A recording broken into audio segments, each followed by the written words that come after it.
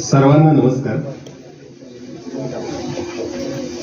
या ज्ञानपुरस्कार डॉक्टर श्रीधर व्यंकटेश केतकर प्रथम मराठी साहित्य संमेलनाचे संमेलनाध्यक्ष प्राचार्य राम घुरके सर, व्यासपीठावर उपस्थित असलेले माननीय प्रकाश केतकर, आत्ता ज्यांचं भाषण आपण ऐकलं ते विनोद कुलकर्णी, स्वप्नील पोरे, ज्यांनी हा सगळा घाट घातलेला आहे ते आमचे शिरीष चिटणीस सर, या निमित्तानं व्यासपीठावर उपस्थित असलेले श्री केतकर आणि केतकरांचे सगळे कुटुंबीय आणि या महाशाळेचे मुख्याध्यापक, ज्यांच्या सकाळच्या सत्रामध्ये ज्यांची भाषणं झाली ते सगळेजण, मुकुंद फडके इथं आहेत, ते सर्व वक्ते आणि काही जे बाल वक्ते बोलून गेलेत ते आता इथं उपस्थित आहेत, ते सगळे बाल वक्ते. आता माझ्या हस्ते एका मुलीचा सत्कार झाला, मला वाटतं तिचं नाव शिंदे होतं. केतकरांचं काम काय आहे हे जर जाणून घ्यायचं असेल तर ते एक मी थोडासा लहानसा किस्सा सांगेन. की समजा त्या शिंदे नावाच्या मुलीला असा प्रश्न पडला की सुई म्हणजे काय. एक लहान मुलगा होता, त्याला प्रश्न पडला सुई म्हणजे काय. तर ते आता आपण कसं कुठे शोधतो, एखादा प्रश्न पडला तर गुगलवर सर्च करतो, लगेच आपल्याला माहिती सापडते. तेव्हा काही गुगल नव्हतं. मग काय होतं तर कोश वाङ्मय होतं. शब्दांचा अर्थ ज्याच्यात सापडतो त्याला म्हणायचं कोश. मग तो मुलगा गेला, ती आमची शिंदे गेली आणि तिनं पाहिलं त्या शब्दकोशामध्ये सुई म्हणजे काय. तर शब्दकोशामध्ये सुईचा अर्थ होता, सुई म्हणजे लहान दाभण. आता पुढचा प्रश्न असा आहे की दाभण म्हणजे काय. मग पुन्हा तुम्हाला शब्दकोशात शब्द कसा माहित आहे ते आता अभ्यासक्रमात आहे त्यामुळे तुम्हाला माहित असेल की त थ द ध न द च्या याच्यात द दा दिदी, मग द पाहिले, द चे वरचे शब्द पाहिले, मग दा चा शब्द पाहिला, मग भ चा शब्द पाहिला, मग दा भ न. आता सुई म्हणजे काय तर लहान दाभण. मग त्यानं दाभण म्हणजे काय तर लिहिलं होतं मोठी सुई. शब्दकोशामध्ये फक्त पर्यायी शब्द दिले जातात, माहिती दिली जात नाही. मग दाभण कशापासून बनतं, दाभणासाठी कोणता धाप तू वापरतो, त्याचा वापर काय आहे, तो कोण शेतकरी करतात का धान्य व्यापारी करतात की त्याच्या अगोदर काय वापरलं जात होतं, त्याच्यापासून काय निर्माण झालं, ही सगळी माहिती ज्या कोशात असते, जे ज्ञान देतं त्याला म्हणतात ज्ञानकोश. आता गंमत म्हणजे या ज्ञानकोशात काय माहिती असते. तुम्हाला कुठलाही प्रश्न पडू दे, कुंकू म्हणजे काय तर ते कुंकू और रेड पावडर, मोल्सवर्थनं पहिल्यांदा मराठी कोश केला, म्हणजे शब्द मराठी आणि त्याचे अर्थ इंग्लिश मध्ये. त्यामुळे जर तुम्ही कुंकू या मोल्सवरच्या शब्दकोशामध्ये अर्थ पाहिला तर a red powder, the Indian woman which is using after the marriage, असं त्याचं स्पष्टीकरण सांगतं. तर कुंकू कुठं निर्माण होतं, कसं निर्माण होतं, कशापासून निर्माण होतं, महाराष्ट्रात त्याची बाजारपेठ कुठे, भारतात किती, निर्यात किती, आयात किती, कोणकोणत्या देशामध्ये कुंकू पिकतं, अशी सगळी माहिती ज्ञानकोशात सांगतं. ज्या ज्या जिवंत, निर्जीव आणि सूर्याच्या प्रकाशात दिसणाऱ्या सगळ्या गोष्टींची माहिती ज्ञानकोशात सापडते. हे ज्ञानकोश आता आपल्या साताऱ्याच्या वाईला असलेल्या इथं त्याचं विश्वकोश मंडळ आहे. त्या विश्वकोश मंडळानं हे विश्वकोशामध्ये आता अशा माहितीचे कोश तयार केलेले आहे. 18 खंडापर्यंत तर आतापर्यंत तयार झालेले आहे. पण हे सरकारचं काम आहे आणि वेगवेगळे संपादक होते. त्याच्या आधी महाराष्ट्रात असं काम नव्हतं, ते तेलुगूमध्ये होतं. ते आपले केतकरांनी पाहिलं आणि त्यांना असं वाटलं की मराठीत काम झालं पाहिजे आणि ते काम एकट्या माणसानं केलं. आपल्याला वहीत काही लिहायला सांगितलं होमवर्क, तर आपण काय करतो, सरांनी काहीतरी लिहून आणायला सांगितलं आपण काय करतो, आपल्याला कंटाळा येतो, ते स्वाभाविक आहे. केतकरांनी काय केलं, 1 नव्हे 2 नव्हे 23 खंडांचं काम केलं. म्हणजे कोणीतरी शहाण्या माणसानं त्याची पानं मोजली तर ती पानं भरली 10,000. हे एकट्यानं केलं, शासकीय मदतीशिवाय केलं. परदेशात शिकून आलेले होते, त्यांची बायको परदेशी होती, ती भारतात आली. ज्या टिळकांचा मगाशी उल्लेख झाला त्यांच्या संदर्भातले संदर्भ सांगितले. आणखी टिळक आणि केतकरांचा संदर्भ या निमित्तानं सांगेन की कोहेन नावाची ही विदुषी त्यांच्या प्रेमात पडल्यानंतर पीएचडी प्राप्त त्यांनी परदेशात केल्यानंतर ते भारतात आल्यानंतर ती भारतात आली. त्यांच्याशी विवाह करण्याची इच्छा प्रदर्शित केली. 100 वर्षानंतर अशी एक घटना घडलेली आपल्या महाराष्ट्रात. ते गाव आहे भारत पाटणकरांचं, की गेल ऑम्वेट नावाची जी व्यक्ती आहे ती भारतात येते आणि जाती व्यवस्थेचा अभ्यास करते आणि भारत पाटणकर नावाच्या चळवळीच्या कार्यकर्त्याच्या प्रेमात पडते. ती गोष्ट 125 वर्षापूर्वी केतकरांच्या बाबतीत झालेली आहे. आणि ही अमेरिकन विदुषी असलेली कोहेन, तिला जर केतकरांशी विवाह करायचा असेल तर ख्रिश्चन हिंदू विवाह याच्यावरचा जो तोडगा कोणी काढला तो लोकमान्य टिळकांनी काढला. Sorry, German. टिळकांनी जो काढला तो असा की त्या व्यक्तीला, परदेशी व्यक्तीला पहिल्यांदा हिंदू करून घेणे आणि हिंदू विवाह पद्धतीने तो विवाह झाला. टिळक तर राष्ट्रीय पाड्यांचे होते. स्वातंत्र्य लढ्यासाठी त्यांनी तुरुंगवास भोगला, आपल्या सगळ्यांना माहिती आहे. आणि मग त्यांच्या सानिध्यात असलेल्या या माणसानं किंवा यांच्यासारख्या अनेक विचार करणाऱ्या माणसांनी स्वातंत्र्य लढ्यासाठी काय योगदान दिलं नाही, असे काही एक प्रश्न आपल्याकडे विचारले जाऊ शकतात. ते प्रश्न अनेक समाज सुधारणाच्या बाबतीमध्ये विचारले जातात. आंबेडकरांच्या बाबतीमध्ये विचारला जाऊ शकतो, आगरकरांच्या संदर्भात विचारला जाऊ शकतो. मग एवढंच कशाला, तो तुकाराम आणि ज्ञानेश्वरांच्या बाबतीत विचारला जाऊ शकतो की शिवाजीच्या काळामध्ये, तुकाराम महाराजांच्या काळामध्ये जे शिवाजी होते, शिवाजीचं राज्यांचं काम करत होते, मग तुकारामानं कविता काय लिहिल्या. एक लक्षात घ्या, राजकारणाला पूरक ज्ञानव्यवहार असतो, राजकारणाला पूरक धर्मव्यवहार असतो, राजकारणाला स्वातंत्र्याला पूरक असा साहित्य व्यवहार असतो. हे भान समांतरपणे चालत आलेलं असतं. म्हणून ज्या वेळेस कोणालाही प्रवेश नाही अशा अस्पृश्य माणसांना आपल्या धर्मामध्ये पताका देऊन दिंडीत सहभागी करून घेण्याचं काम वारकरी पंथांनी केलं. त्यांनी ती धार्मिक लोकशाहीच आणली आणि शिवाजी महाराजांनी राजकीय लोकशाही आणली. सर्व जाती धर्माचे त्यांच्यामध्ये सैनिक होते. वारकरी पंथामध्ये सर्व जाती धर्माचे लोक फुगड्या खेळतात. टचिंग आहे, हा स्पर्श आहे, लक्षात घ्या. जाती जातींच्या स्पर्शाचं ते प्रतिकात्मक रूप आहे. त्यांना नाचायला मिळत नाही घरी कोणाला,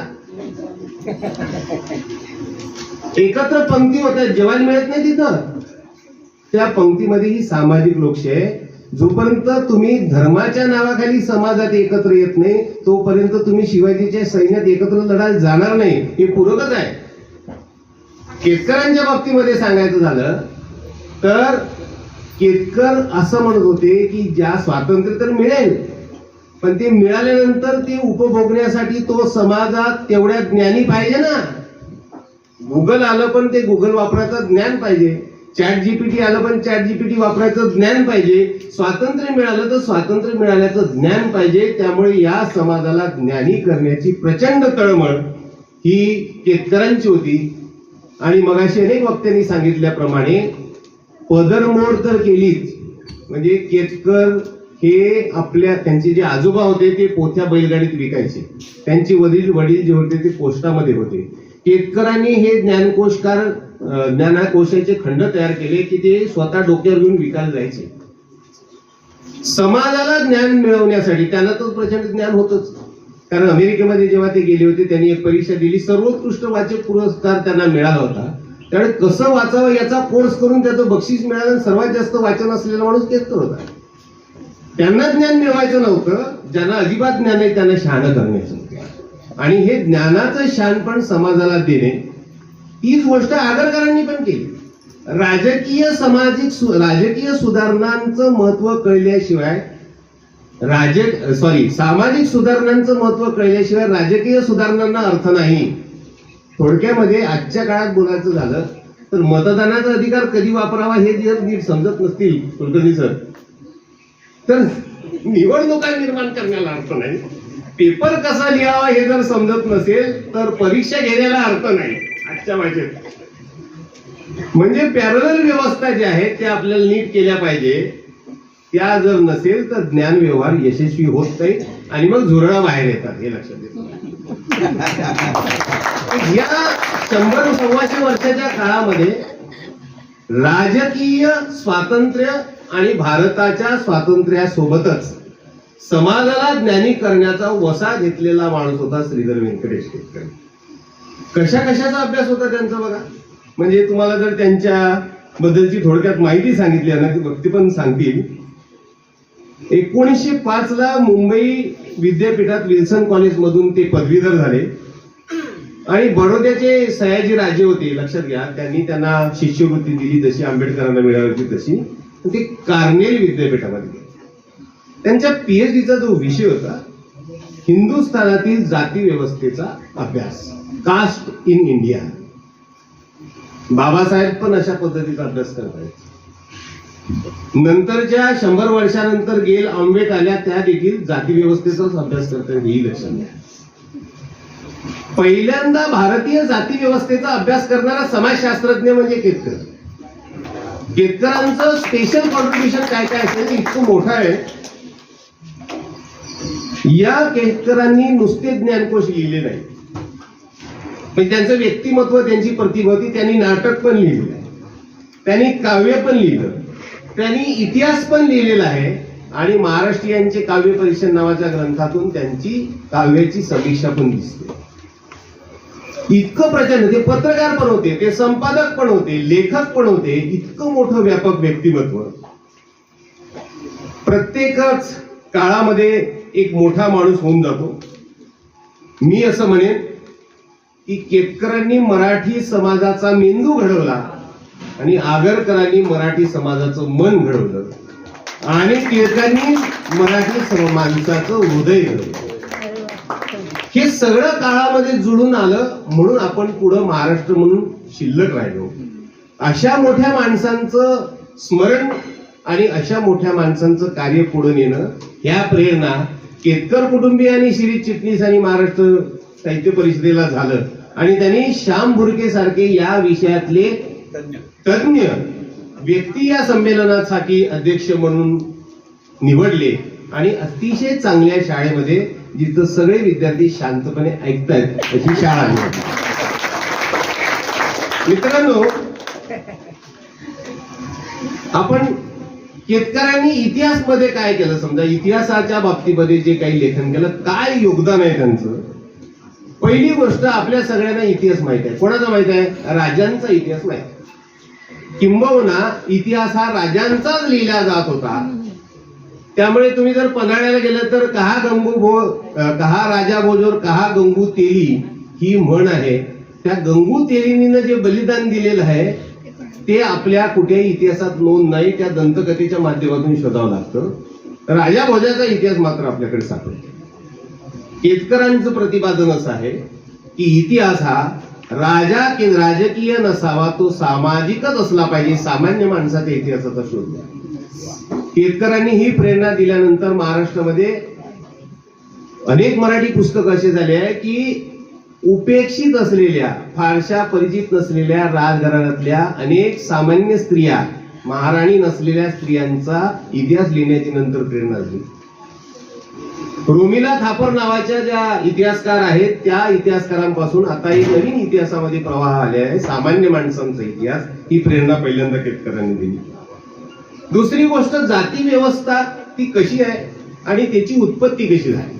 आता आपल्या सगळ्यांना जाती माहित आहे, त्याचं नाव घेण्याचं काय कारण नाही, कारण मला विनोद कुलकर्णी यांच्या गाडीतून जायचं आहे आणि आमच्या दोघांच्या गाड्या कोणी ओढवू नये याची पण आम्हाला काय. इतकं वातावरण सेन्सिटिव्ह आहे आपल्या जाती व्यवस्थेच्या संदर्भातलं. तर अशी एक कल्पना आहे आपल्या धर्मग्रंथांमध्ये की काही जाती ज्या आहेत त्या पुराण पुरुषाच्या मुखातून जन्माला आल्या, ज्या लढणाऱ्या जाती आहेत त्या खांद्यातून जन्माला आल्या, ज्या पोट भरणाऱ्या जाती आहे व्यवसाय करणाऱ्या त्या पोटातून जन्माला आल्या, आणि ज्या खालच्या जाती आपण तथाकथित रित्या खालच्या मांडतो त्या जाती पायातून जन्माला आल्या. हे जे धर्मशास्त्रानं 5000 वर्षाच्या इतिहासापासून आपल्यापर्यंत जे बिंबवलं, ज्याची आरती पंढरपूरच्या विठ्ठल मंदिरात म्हटली जात होती ती भारत पाटणकरांनी म्हणायला बंद पाडली. कारण अशी व्युत्पत्ती नाही आहे. समाजशास्त्रज्ञ केतकरांनी व्युत्पत्ती सांगितली की असं नाही आहे की एक आपल्यामध्ये ज्या वेगवेगळ्या जाती दिसत आहेत त्या जाती एकत्र समाज होता आणि मग कामानुसार वर्गवारी झाली आणि नंतर मग त्या जाती निर्माण झाल्या उंचे, असं नाही आहे. केतकर म्हणतायत वेगवेगळ्या मानववंशशास्त्राचे लोक आपल्यात आले. आता वेगवेगळ्या मानववंशशास्त्राचे लोक आले म्हणजे काय झालं, तर 6 जगातले वंश आहेत. ते विद्यार्थ्यांना खूप किचकट आहे त्यांची नावं, म्हणून मी सोप्या शब्दात सांगतो. काय आहे, ऐश्वर्या रायचे डोळे कसे आहे बाळांनो, निळ्या रंगाचे आहे. तसे भारतात कोणाचेच नाही. म्हणजे असा एक वंश आहे की ज्यांचे डोळे निळे असतात, असा वंश आहे की ज्यांचे डोळे घारे असतात, असा एक वंश आहे की ज्यांचे केस कुरळे असतात, असा एक वंश आहे की ज्यांचे केस काळे आणि दाट आणि लांब असतात. अशा शारीरिक रचनेवरून आजही आपल्याला लक्षात येते. काहींची 6 फुटांची उंची पठाण, काहींची ठेंगणी द्रविड, अशी वंश जे आहेत अशा वंशाचे पूर्वज आपल्या देशात आले. त्यांनी इथं वस्ती केली. हा गंगेच्या त्या दुआबामधला जो प्रसिद्ध भाषांच्या संदर्भातला सिद्धांत नंतर त्याच्यातूनच आलेला आहे. होर्नलेचा बहिर्वर्तुळ सिद्धांत असा म्हणून आहे. तुम्ही मोठे गेल्यानंतर हा सगळा सिद्धांत शिकणार, त्यावेळी तुम्हाला हे लक्षात येईल. तर तात्पर्य वेगवेगळ्या जातीचे लोक आपल्या इथं आले आणि मग या जाती निर्माण झाल्या, हे केतकरांनी पहिल्यांदाच सांगितलं. तिसरी गोष्ट केतकरांचं खूप मोठं योगदान म्हणजे महाराष्ट्राचा सांस्कृतिक इतिहास कसा आहे. आणि चौथी गोष्ट म्हणजे साहित्याच्या संदर्भात की जनताच साहित्याचं कवितेचं शेवटचं न्यायासन असतं. म्हणजे हु इज द जज, पीपल इज द जज. हा साहित्यशास्त्राच्या संदर्भातला त्यांचा सिद्धांत. म्हणजे कसा, त्याची त्यांनी 2 उदाहरणं दिली, मी वाचून दाखवतो. तुकाराम महाराजांचा एक अभंग सांगितलेला आहे की कवित्व नोहे हे टांक साळी नेहे नाणे. म्हणजे छापल्यासारख्या कविता काही लिहिता येत नाही, हे तुकारामानं म्हटलं. ज्ञानेश्वरांनी म्हटलं, एकनाथांनी म्हटलं की ज्ञानेश्वरी पाटील जो ओवी घालेलं, ज्ञानेश्वरीच्या मध्ये ओवी घालेलं मराठी त्याने अमृताची ताटी जाणं नरोटी ठेवली. 2 अभंगाचा अन्वयार्थ केतकर कसा लावतायत, ते म्हणतात की तुकारामाची जी दृष्टी आहे ती काव्य निरपेक्ष विचार आहे आणि एकनाथांची जी दृष्टी आहे तो काव्य सापेक्ष विचार आहे. कवितेच्या स्वरूपावरून कवितेच्या निर्मितीची कवीची दृष्टी काय असावी हे पहिल्यांदा काव्य समीक्षेचा सिद्धांत केतकर सांगतायत. इतकंच नव्हे तर मराठी वाङ्मय अभिरुचीचे विहंगमावलोकन नावाचं राशम वाळिंब यांचं पुस्तक आहे. गोमा पवारांनी अभिरुची, मराठी माणसाची अभिरुची काय आहे, हा अभिरुचीचा विचार नंतर ज्याच्यावर ग्रंथ निर्माण झाले तो अभिरुचीचा विचार पहिल्यांदा केतकरांनी दिलेला आहे. म्हणजे नंतर ज्या ज्ञानशाखा विकसित झाल्या, इतिहासाची असेल, जाती व्यवस्थेच्या अभ्यासाची असेल, संतांच्या साहित्याची असेल, कवितेच्या समीक्षेची असेल, अभिरुचीच्या विचाराची असेल, संस्कृतीच्या समीक्षेची असेल किंवा ज्ञानाची असेल, त्या सगळ्या गोष्टींची पायाभरणी केतकरांनी केलेली आहे. याचा आपल्याला अभिमान वाटायला पाहिजे, कारण हा माणूस मराठी होता. मराठी असल्याचा अभिमान काय आहे, तर आंबेडकरांनी मराठीत लिहिलं हा अभिमान. माझ्या मराठी भाषेत बहिणाबाई लिहिते, माझ्या मराठी भाषेत दुर्गाबाई लिहिते आणि ज्ञानशाखांचा उदय जो आहे तो माझ्या मराठी भाषेत केतकरांनी केलेला आहे. ही गोष्ट अभिमानाने मिळेल, आपण अभिमान बाळगावी अशी आहे. केतकर असं म्हणतात की उच्च प्रतीचा जो ग्रंथ असतो ना त्याची योग्यता श्रेष्ठता ही जनतेलाच कळते आणि त्याच्यासाठी त्यांनी तुकारामाचं उदाहरण दिलेलं आहे की राजसत्ता किंवा धर्मसत्ता किंवा समाजसत्ता म्हणजे अभंग जेव्हा बुडवायला आले तेव्हा त्याचं महत्व जनतेलाच कळलं आणि जनतेनेच ते तारून दिले. जनताचे सर्व म्हणजे पहा, केतकर कवितेच्या बाबतीमध्ये जनतेला महत्व देत आहेत, केतकर इतिहासाच्या बाबतीमध्ये देखील जनतेलाच महत्व देत आहेत आणि केतकर संस्कृतीचं आकलन आणि सांस्कृतिक विश्लेषण करत असताना सामान्य माणसालाच महत्व देत आहेत. हे जे सामान्य माणसाला महत्वाच्या केंद्रस्थानी आणणे हेच तर गांधींचं उद्दिष्ट होतं. या सामान्य माणसालाच राजकारणामध्ये आणि स्वराज्याच्या लढत आणणे हेच तर शिवाजीचं उद्दिष्ट होतं. या सामान्य माणसासाठी लोकशाही स्थापन करणे, भारत स्वतंत्र करणे हेच तर टिळकांचं उद्दिष्ट होतं. त्यामुळे महापुरुषांची उद्दिष्टे ही समान असतात, फक्त कार्यक्षेत्रे वेगवेगळी असतात. त्यामुळे केतकरांचं हे योगदान मोठं आहे, हे आपण मान्य केलं पाहिजे. मी फार वेळ घेणार नाही, शेवटच्या मुद्द्याकडे वळतो आणि थांबतो. तो असा की केतकरांनी कादंबऱ्या पण लिहिल्या आणि या कादंबऱ्यांचे विषय जर तुम्ही पाहिले तर केतकरांनी काय करून ठेवलाय ते लक्षात येईल. आणि बऱ्याच मुलांना त्या कादंबऱ्यांचा आशय आवडेल. कादंबऱ्या 125 वर्षानंतर गौरी देशपांडे, रजनी परुळेकर, प्रज्ञादया पवार यांच्यासारख्या लेखिका ज्या स्व अस्तित्वाचा शोध घेत आहे त्याची बीज आपल्याला 125 वर्षापूर्वी केतकरांच्या साहित्यात. लक्षात घ्या केतकरांचं मोठेपण. ते कोणीच मांडलं नाही, कोणीच सांगत नाही, कोणी शाळेत फोटो दिसत नाही, कुठेही त्यांचा पुतळा दिसत नाही. याचं कारण असं आहे की मराठी समाज जो आहे ना तो बुद्धीपेक्षा भावनेला प्राधान्य देणारा आहे. आणि हे माझं मत नाही, श्री ब कोलटकरांचं मत आहे. कोलटकरांनी सांगून ठेवलेलं की आपण भावनेला महत्व देतो, बुद्धीला देत नाही. तर बुद्धीला महत्व देणारे विषय या कादंबरीमधून त्यांनी मांडले. गोंडवनातील प्रियवंदा नावाची कादंबरी त्यांची आहे. ही मराठीतली पहिली आदिवासी कादंबरी आहे, हेही लक्षात घ्या, ज्याचं श्रेय केतकरांकडे जातं. आणि यामधली जी नायिका आहे ती नायिका आदिवासीमध्ये राहते आणि आदिवासींचं जीवन आणि त्या संस्कृतीचं चित्रण पहिल्यांदा त्यांनी, म्हणजे ब्रिटिश असू दे किंवा भारतातले नंतर इतिहासकार असू दे, यांना आदिवासी जीवनाचा अभ्यास करण्यासाठी भाग पाडलं ते केतकरांनी. आशावादी नावाची त्यांची कादंबरी आहे. त्याच्यामध्ये समाजाची जी ठराविक चौकट आहे ती मोडून करणारी बंडखोर स्त्री आपल्याला पहिल्यांदा दिसते. म्हणजे तुम्ही जो सिनेमा पाहिला की नाही आरची आणि परशाचा, ती एक प्रकारची बंडखोरी आहे.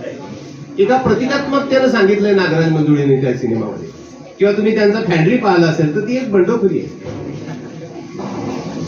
तशी बंडखोर स्त्री आणि ब्राह्मण कन्या ही केतकरांच्या सर्व कादंबरीमधली महत्वाची कादंबरी जर मानली म्हणजे ती आहेच, कारण तिची अनेक इंग्रजीत भाषांतर झालं कालिंदी नावाचं.